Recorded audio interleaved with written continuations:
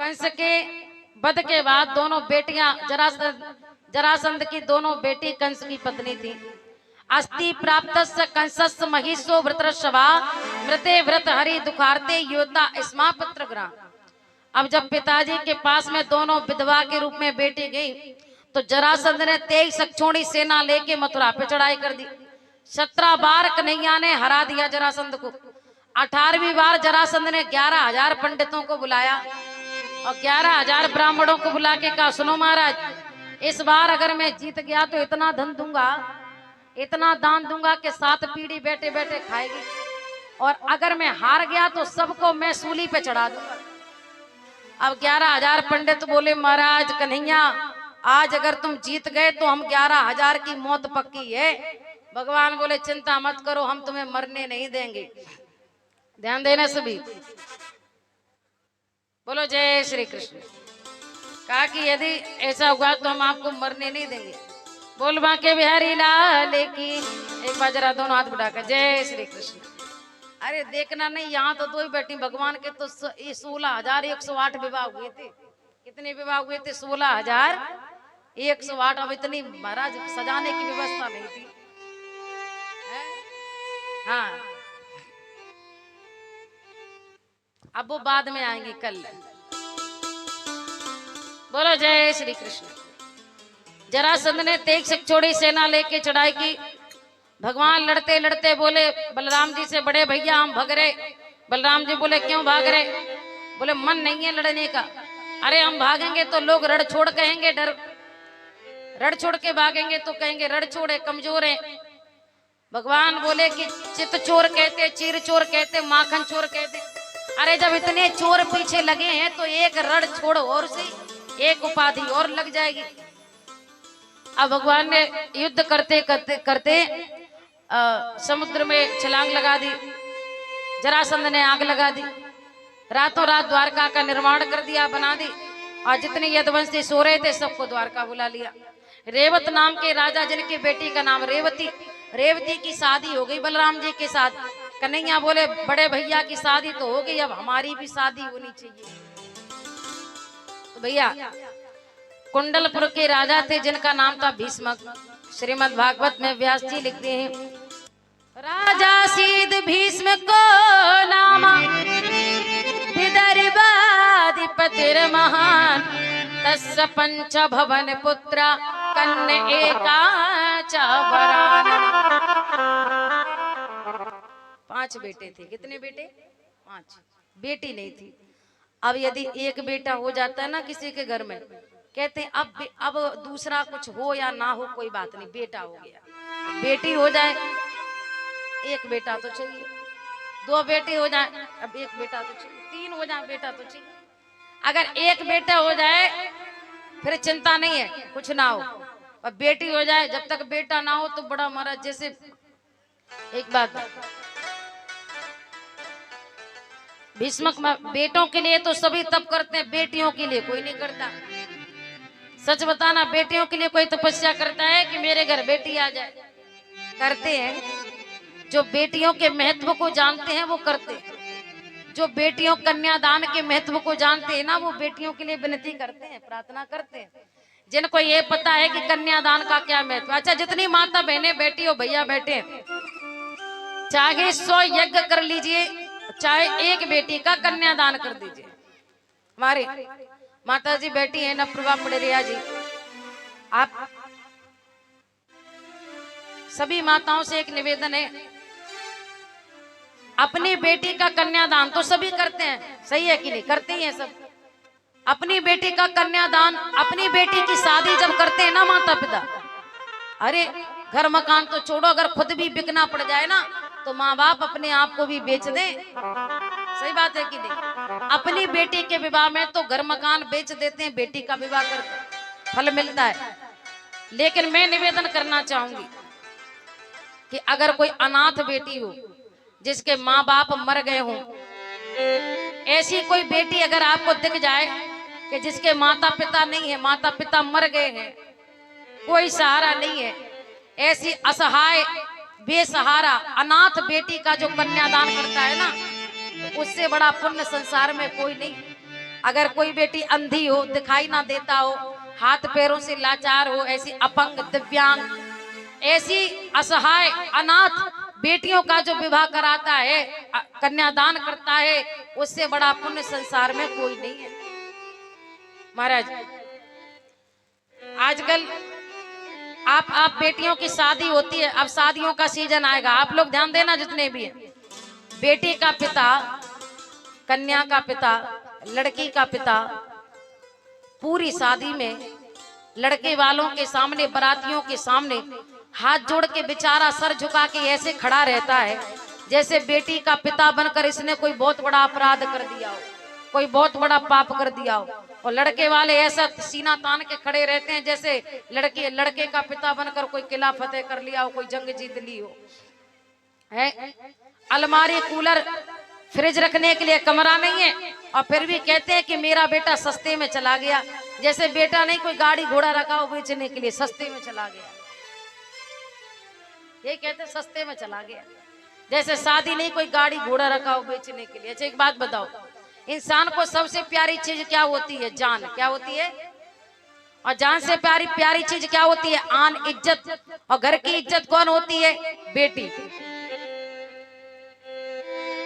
और जब एक पिता अपनी बेटी का कन्यादान करता है ना, तो वो अपनी बेटी नहीं देता, अपने सर की पगड़ी देता है, अपने घर की इज्जत देता है, अपने जान से प्यारी चीज, अपने घर की इज्जत, अपने सर की पगड़ी लड़के वालों को देता है। जान से प्यारी, सबसे प्यारी जान, जान से प्यारी इज्जत। और बेटी इज्जत होती है माता पिता की, और माँ बाप अपनी इज्जत लड़के वालों को देते हैं, बेटी देते हैं। और फिर भी दहेज के भूखे भेड़िए कहते हैं कि कुछ नहीं दिया। बताओ, फिर भी कहते हैं कि कुछ नहीं दिया। देखो, एक होता है विवाह, एक होता है विआह। अगर विवाह के बाद में लड़के वाले कहे अरे भैया बहुत मिला, बहुत दिया, बहुत सब कुछ, और बेटी वाला ये कहे कि मैंने तो बेटी को कुछ भी नहीं दिया, ये बात। बेटी का पिता कहे कि मैंने कुछ नहीं दिया, और बेटे वाला लड़के का पिता कहे कि मुझे बहुत मिला, चाहे कुछ भी ना मिला हो। चाहे लड़की के पिता ने 10 करोड़ दिया, फिर भी वो ये कहे कि मैंने तो कुछ भी नहीं दिया। और बेटे लड़के के पिता चाहे कुछ भी ना मिले, और फिर भी हंसकर कहे कि मुझे बहुत मिला, वो होता है विवाह। और एक होता है विआह। लड़की वाला देता थोड़ा है, रोता ज्यादा है, और लड़के वाले को सामान रखने के लिए घर नहीं है, फिर भी रो रहा है कि कुछ नहीं मिला। ऐसा नहीं होना चाहिए। आज भीष्मक महाराज ने प्रार्थना की, शाम के समय यमुना जी में कमल का फूल आया, कमल के फूल पर रुक्मणी जी आती है, और रुक्मणी को लेके भीष्मक महाराज आते हैं। 5 भाइयों के बीच में रुक्मणी जी पल करके बड़ी होती हैं। अब रुक्मणी जी विवाह के योग हो गई, शादी के योग हो गई। देखो महाराज, विवाह के योग हो जाए तो विवाह कर देना चाहिए। अब रुक्मणी जी के भैया हैं जो है रुक्मी, और रुक्मी के मित्र हैं चंदेरी के राजा शिशुपाल। और रुक्मी ने शिशुपाल से सगाई कर दी कि बहन की शादी तो तुम्ही से होगी। लेकिन रुक्मणी जी के दिल में तो कोई और ही बसे थे। अच्छा एक बात बताओ, जितने लोग भी बैठे हो, एक भैया बोले अपना एक भैया थे, अपने दोस्त को बुलाया और दोस्त से कहा सुनो मुझे प्रेम हो गया। बोले अच्छी बात है, अब तुमको कोर्ट मैरिज करानी है। बोले आने का प्रयास करूंगा। अब बेचारा दोस्त नहीं पहुंचा, और 2 घंटे बाद वो थोड़ा देर हो गई उसको, और जब तक दोस्त पहुंचा तो उसका जो शादी करने वाला था मित्र, वो तो सर पे हाथ रख के रो रहा है। मित्र ने कहा भैया तुम रो क्यों रहे हो? अरे भैया शादी से पहले उसने पूछा कि बैंक बैलेंस कितना है, मैंने कहा कुछ भी नहीं है, पैसा तो नहीं है, तो उसने शादी नहीं की। अरे तुमने ये क्यों नहीं कहा कि मेरे चाचा जी हैं, 50 साल के हो चुके हैं, उनके खाते में 10 लाख रुपए जमा है, और वो सब पैसा मुझे ही मिलेगा। मैंने उससे कहा कि मेरे एक चाचा हैं, 50 साल के हो गए, शादी नहीं हुई, 10 लाख रुपए बैंक में जमा है, और मुझे तो अभी अभी पता चला कि उसने मुझे छोड़ के चाचा से शादी कर ली। तो कहने का मतलब कि आज पैसा है तो प्रेम है, पैसा नहीं है तो प्रेम नहीं है। अरे प्रेम की बात तो छोड़ो, पति भी कम कमाए ना तो पत्नी का भी प्रेम कम हो जाता है। अब महाराज भीष्मक रुक्मणी जी के दिल में तो श्याम थे, कन्हैया थे।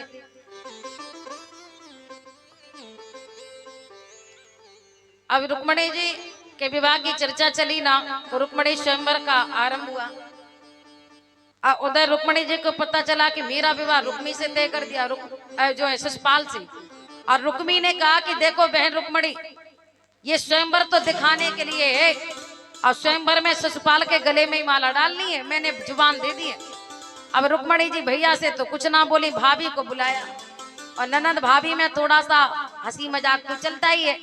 अब रुक्मणी जी ने भाभी जी से कहा, भाभी मेरे भैया ने मेरा विवाह शिशुपाल से तय कर दिया, लेकिन मैं तो कृष्ण को अपना पति मान चुकी हूँ, और यदि मेरा विवाह कृष्ण के साथ नहीं हुआ तो मैं तो मर जाऊंगी, कृष्ण के अलावा किसी और से हुआ तो मैं मर जाऊंगी। और रुक्मणी जी की भाभी ने कहा, फिर देर किस बात की है, लिखो लेटर। क्या लिखो? अब पहले मोबाइल तो थाने की फोन कर दो। अच्छा, अगर कोई लड़का लड़की अपनी मर्जी से शादी कर ले तो मारपीट किसकी होती? लड़के की होती कि नहीं? सारा बोझ किसके सर पे आता? सही बताना, लड़के के आता कि नहीं? अब बताओ, हमारे कन्हैया तो अच्छे भले बैठे थे कि नहीं बैठे थे? द्वारका में अच्छे बैठे थे ना। और रुक्मणी जी लेटर लिख रही है, पत्र का, बोले आओ और हमें भगा के ले जाओ। अब एक तरफ से तो गलती होती नहीं है, सही बताना, होती है क्या? गलती दोनों तरफ से होती कि नहीं होती है? और पिटारा बोझ किसके सर पे? भार पूरा भाइयों के सर पे आता, बहनों को कोई कुछ नहीं कहता। हमारे कन्हैया तो अच्छे बढ़िया बैठे थे ना द्वारका में। और रुक्मणी जी लिखती है लेटर, पत्रिका लिखती है, और पत्रिका लेके जाते हैं, और कन्हैया पढ़ते हैं। कन्हैया पढ़ के मुस्कुरा रहे, द्वारकाधीश के चरणों में प्रणाम, आप मुझे नहीं जानते, मैं आपको जानती हूँ, और जब से आपको जाना है तब से आपको मैं अपने हृदय में पति मान चुकी हूँ, अपनी आत्मा में आपको पति मान चुकी हूँ। पर मेरे भैया जबरदस्ती विवाह शिशुपाल से करा रहे, यदि आप मुझे लेने नहीं आए तो मैं आत्महत्या कर लूंगी, मर जाऊंगी। अब भगवान हंस रहे, बोले बड़ी विडम्बना। कन्या बोले चलो चलते हैं। अब रास्ते में बलराम जी मिल गए। बलराम जी ने कहा, अरे कन्हैया कहाँ जा रहे? अब तो बड़ी शर्म आ रही, कैसे कहते हैं कि लड़की भगाने जा रहे? अब बड़ी शर्म आ रही, कैसे कहते कन्या भगाने जा रहे हैं, दुल्हन भगाने जा रहे हैं। तो अब बड़े भैया पूछ रहे कहाँ जा रहे? कन्हैया ने मुस्कुरा के कहा वहीं जा रहे। कुछ नाम तो होगा। अरे बोले भैया अब काय को पूछ रहे, समझ जाओ वहीं जा रहे। वहीं का मतलब अरे कोई जगह तो होगी। अब भैया समझ जाओ वहीं जा रहे हैं। वहां कहाँ? बोले कुंडलपुर जा रहे हैं। बलराम जी ने कहा कुंडलपुर तो रुक्मणी का स्वयंवर है। अरे हाँ हाँ जाना चाहिए, मेरा कृष्ण तो लाखों में एक है। बाद में उद्धव जी से कहा कि सेना लेके जाओ, शिशुपाल दंतवक्र जैसे भी लोग होंगे, कहीं झगड़ा ना हो जाए। अब कन्हैया गए। माता रुक्मणी ने पहले ही बता दिया था कि आप महल के अंदर आके मुझे लेके नहीं जा सकते, सारा भेद बता दिया। रुक्मणी जी ने लिख के बता दिया कि अंदर से नहीं ले जा सकते, बड़ी व्यवस्था है। भैया ने ऐसी व्यवस्था की कि ना कोई अंदर जाए ना कोई बाहर आए। फिर एक जगह है, बोले कहाँ? विवाह से पहले कात्यायनी मैया का पूजन करने जाती हैं हमारे घर खानदान की बेटियां, परंपरा है। जब हम कात्यायनी मैया का पूजन करने जाएं तो आप वहां से ले जाना। अब रुक्मणी जी सखियों के साथ कात्यायनी मैया का पूजन करने आते हैं। कात्यायनी महामाई महायोगिन्यधीश्वरी नंद गोप सुतम देवीं पतिं ते कुरुते। अच्छा, अब रुक्मणी जी आती है। हो मैंने मेहंदी, अब विवाह की तैयारियां हो रही है। सभी लोग जरा दोनों हाथ बढ़ाएं पूरे पूरे का।